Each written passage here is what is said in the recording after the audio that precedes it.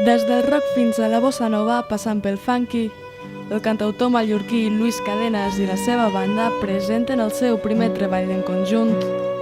Al borde del cau és el nom d'un CD que s'ha fet amb aquests ingredients.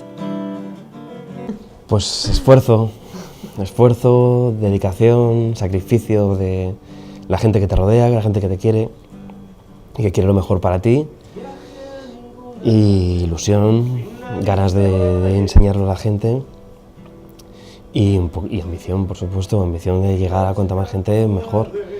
Fa gairebé un any que els seus camins es van juntar. Des de llavors no han deixat de promocionar-se i produir la seva música sempre dins un ambient autodidacta.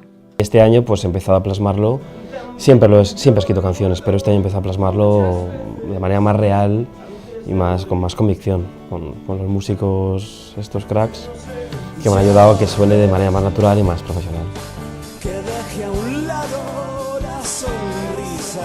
Ja sigui al Cafè Bump, al Bluesville o al Hard Rock Café, lo cert és que sempre ho fan amb un somriure. A mí me da igual tocar delante de 5 personas que 500.